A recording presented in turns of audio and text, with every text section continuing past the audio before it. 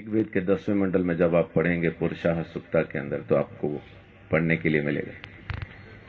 परमेश्वर को पहचाने कैसे कि वो मेरे लिए मर रहा है, उसके बारे में लिखा है कि अश्वमेघ यज्ञ का घोड़ा जिस तरह से अलग किया जाता है, वैसा ही वो पुरुष भी जब बलि किया जाएगा अलग किया जाएगा, और उसके सिर पे कांटों का गुच्छा सिर्फ इसलिए रखा जाएगा ताकि आप पहचान पाएं ये है वो मुक्तिदाता जो मेरे लिए मरता है।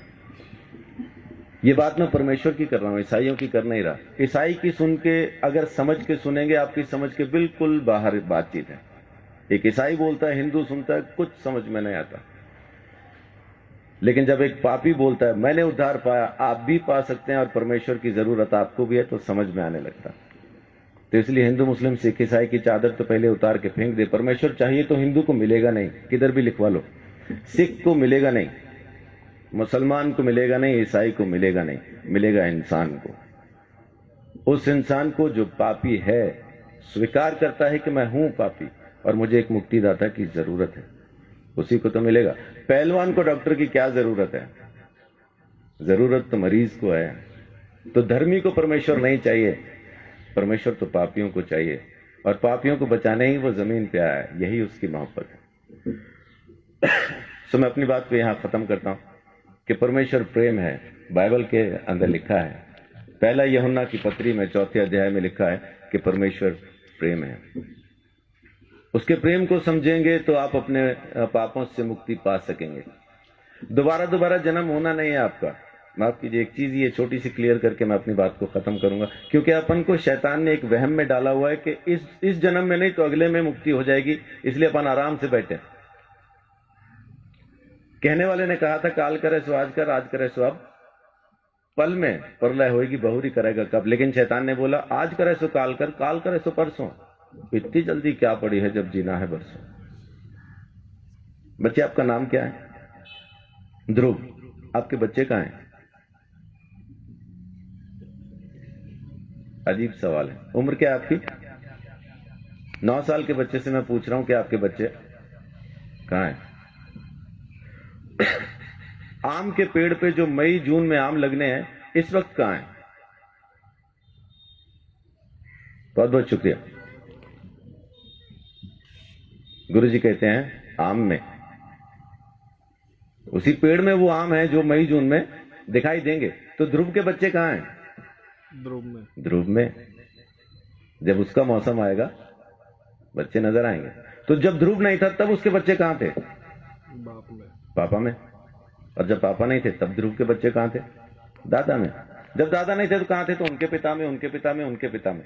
ऐसा अपन किताब को फोल्ड करते जाएं तो उस आदम में पहुंच जाते हैं जिसको परमेश्वर ने बनाया, और उसमें बीज डाल के कहा अब तुम पैदा करो। हर जानवर को, हर प्राणी को, हर चीज को परमेश्वर ने बीज के साथ बनाया और आज्ञा दी अब तुम पैदा करो। तो जब परमेश्वर ने आदम को बनाया, हम आदम में थे। जब परमेश्वर ने आदम को यह आज्ञा दी ये फल न खाना, तब हम आदम में थे। जब आदम ने आज्ञा तोड़ी तब हम आदम में थे। जब आदम परमेश्वर से अलग हुआ तब हम आदम में थे। इसी तरह से हम परमेश्वर से अलग हो गए। हमने किया कुछ नहीं, खाया पिया कुछ नहीं, गिलास तोड़ा 12 आना किया आदम ने, अलग हम हो गए।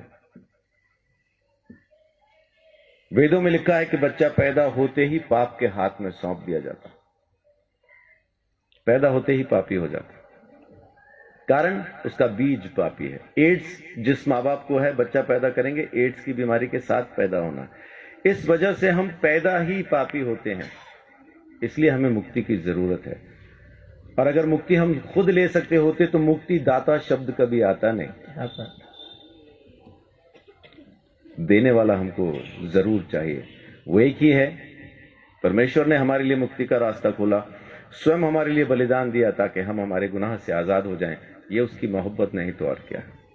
तो उसकी मोहब्बत से आप अभी इसी वक्त मुक्ति पा सकते हैं। आपको जन्मों का इंतजार करना नहीं, क्योंकि यही एक जन्म है, दोबारा होगा नहीं। आज के बाद दोबारा हम कभी पैदा नहीं होंगे। ये पहला और आखिरी जन्म है। मुक्ति मिलेगी तो अब, नहीं मिलेगी तो कभी नहीं।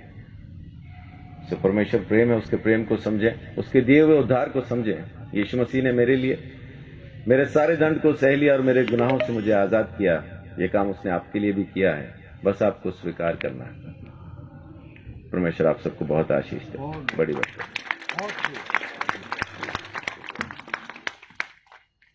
बहुत बहुत धन्यवाद पास्टर संदीप चौधरी जी का।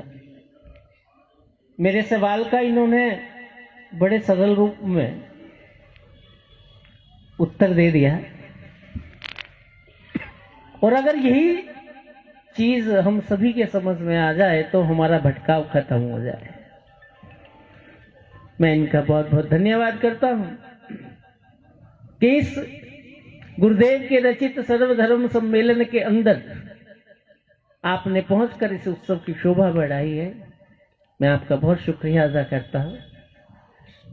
अब हमारे मध्य स्वामी रामानंद सरस्वती जी